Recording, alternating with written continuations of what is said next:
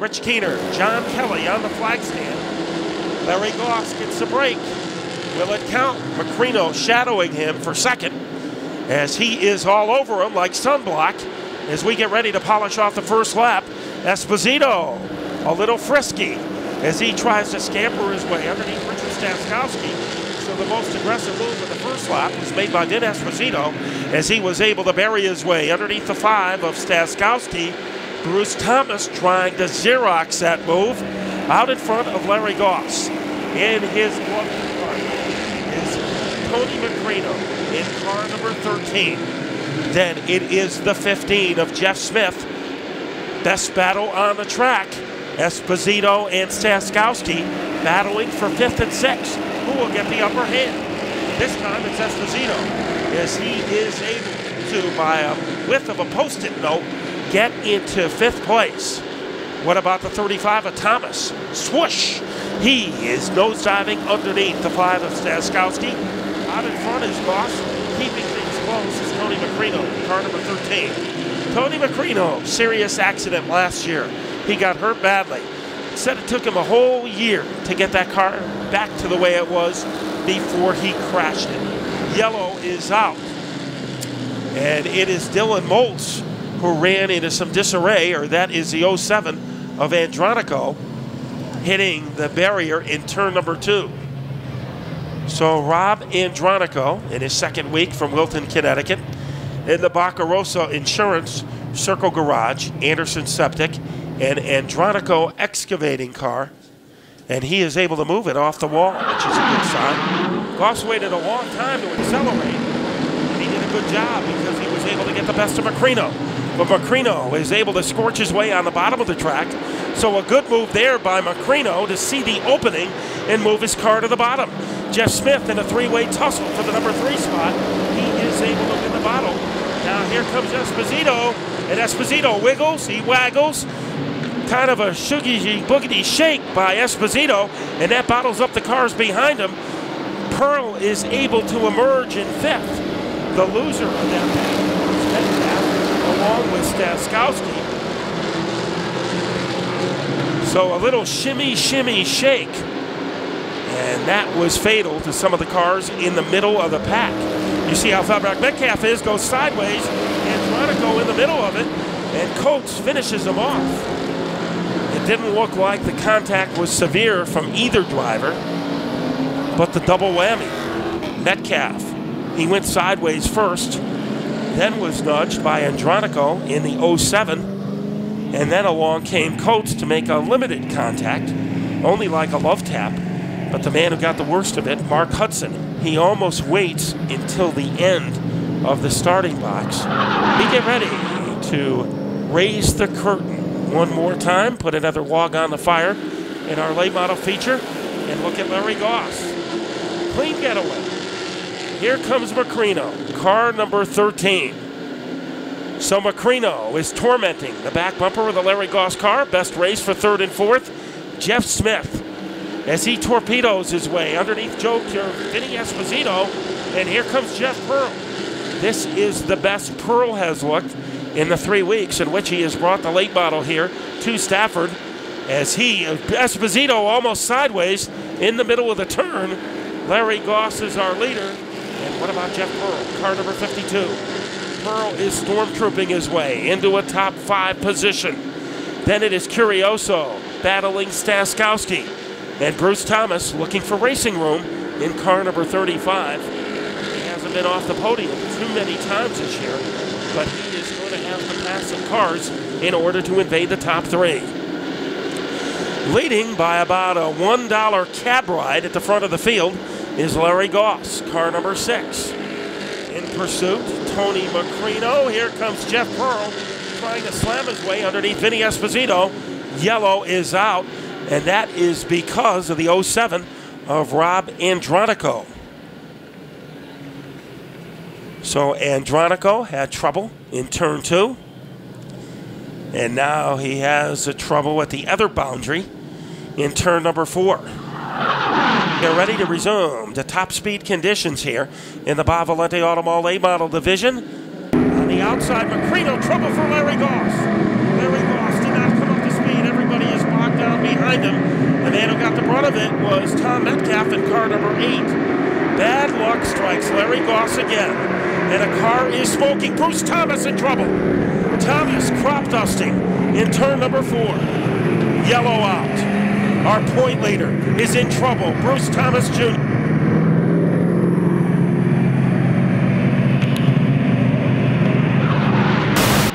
Larry Goss getting the jump. This time he jumped early. I mean, early as far as crossing the line. It was a legal start. But Larry kept him guessing. And that is a sign of an experienced driver. So Goss maintains his lead over Tony Macrino. Esposito third. Side-by-side battle for 4th and 5th. Curioso on the bottom, trying to tango his way around Jeff Smith in car number 15. Jeff Pearl in 6, car number 52. Then it's Staskowski. What about Thomas? He is still, he almost got nailed by his teammate, Thomas Metcalf. Now he goes underneath him, and Metcalf gave him plenty of elbow room at the front of the field. This is the way they have been for the first 13 laps. Larry Goss in the lead, and hanging on like a label on a soda bottle is the 13 of Macrino. Esposito, car in the turf in turn number 1, and we have yellow number 4. When does he accelerate? Not yet. Not yet now. And a little bit of wiggle for Goss. That was not smooth as he almost spun his wheels. Look at Macrino trying to take advantage of that situation.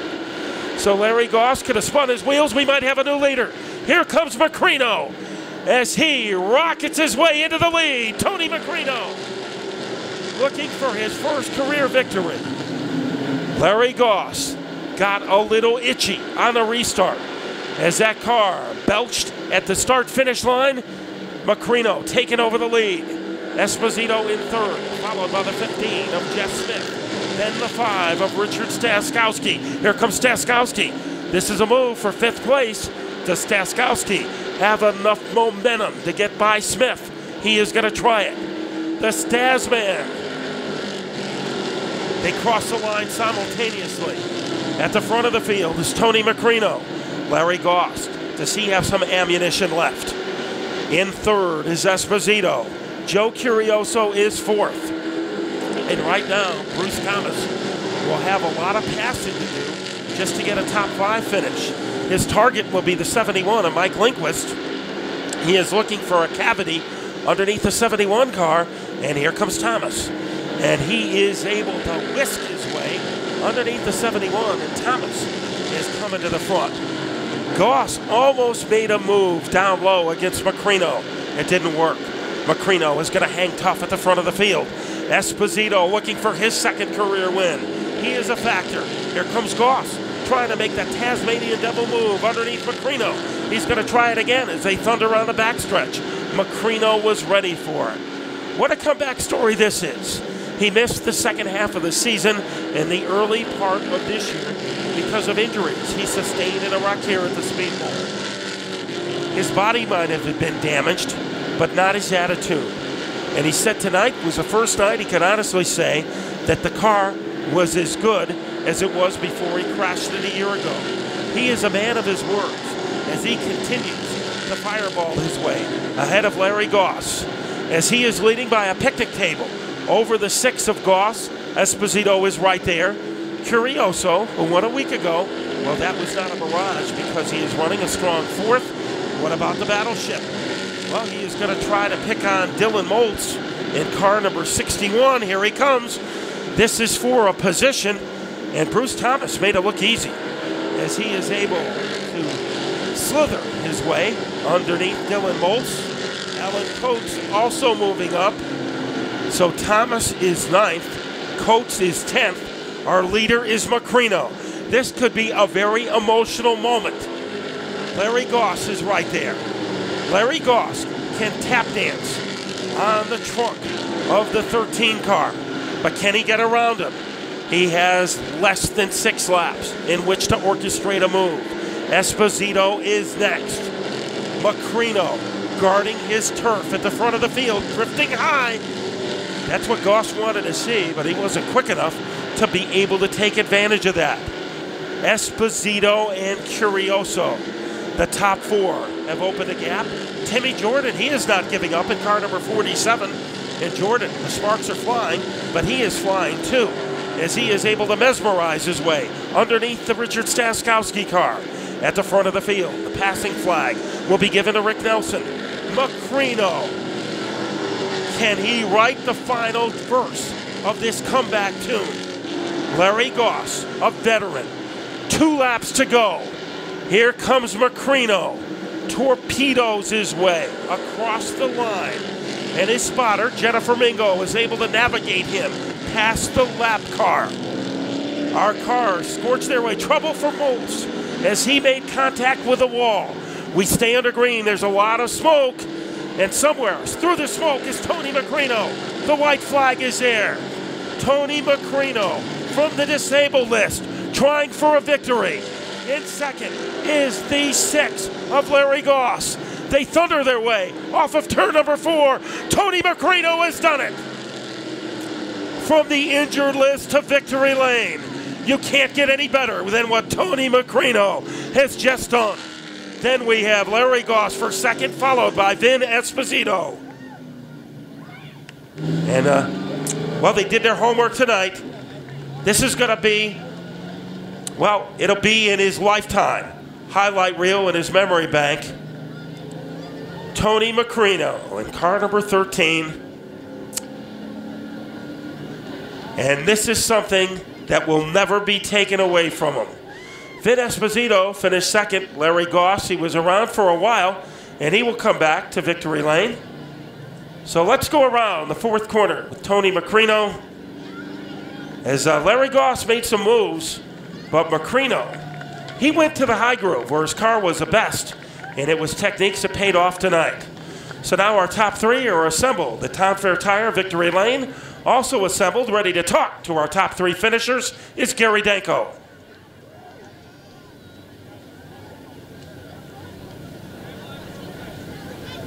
Thank you, Matt Buckler, down here trackside with Vin Esposito, who comes home with a 3rd place finish with car number 11. Good, strong run for you tonight. Take us through it. Well, I'll tell you, it was tough to come back here after last week. We definitely had a victory win last week, and you know, it took me all the way till this morning to work on this car again. I'd like to thank C&L Racing Performance Transmissions. He's a new sponsor of mine. I also like to thank the Kitchen and Bath Showroom of Norwalk, my crew, Doug Holinko, my brother Mark, Dan, Greg, all the guys back in the pits, the Waterford Speedbowl. Here we are. We're standing here tonight. Not as sweet as it would have been last week, but we're here. Okay, that's Vin Esposito. Good 3rd place finish for him tonight with car number 11. Coming home in the 2nd position with car number 6, that would be Larry Goss as he goes over and congratulates Tony Macrino on his first ever career win here at the Waterford Speedbowl in the late model division as they have a conversation going on. Also, Vin Esposito congratulated him. A lot of congratulations going on over here. Larry Goss, 2nd for you tonight. What were the ingredients for that 2nd place finish? I think I grew something during the week. What would that be? I Tell us about your 2nd place finish. The car was good. Right out of the box tonight, it was pretty good. I mean, been working on it, and finally, top 2. I mean, that's good. I tried holding him off, but just couldn't do it. How about Tony Macrino scoring his first ever career win here at the Bowl in the late model division? Your thoughts on his victory? I should have won, but congratulations to him. He's had one coming for a long time. So, you know, I just want to thank my sponsors: Showroom Auto Body, Custom Concrete, Midas Jesus Saves Cancer Awareness, basically Bolton Storage, Dance Fabrication. That's about it. Okay, Larry Goss with a fine 2nd place finish tonight with his machine. And now we'll get over here to Town Fair Tire Victory Lane. Actually, we'll ask Tony to come over here in front of his number 13 car, the car that sits here in Town Fair Tire Victory Lane. Tony Macrino, long time coming. You told me back a few weeks ago that I would be talking to you very, very soon. Today is the day. Tell us about your first win. Well, it's good to see you right here. This is my first win since 1996, my first late model win.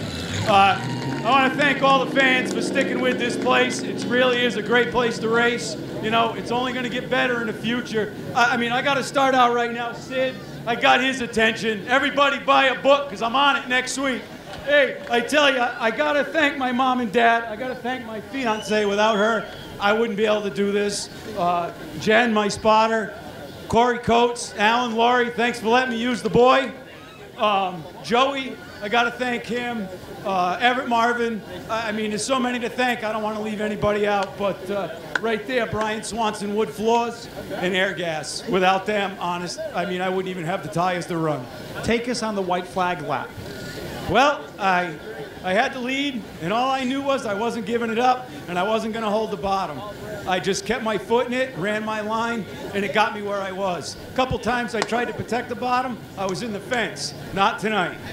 And how will you celebrate that with your crew? Well, if Budweiser wants to sponsor me, I know what we're going to do later.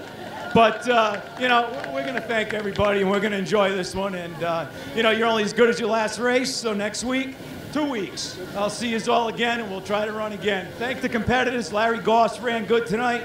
I mean, it was just a hell of a race. How about a big round of applause for Tony Macrino, who scores his first ever victory here in the late model division at the Waterford Speedbowl.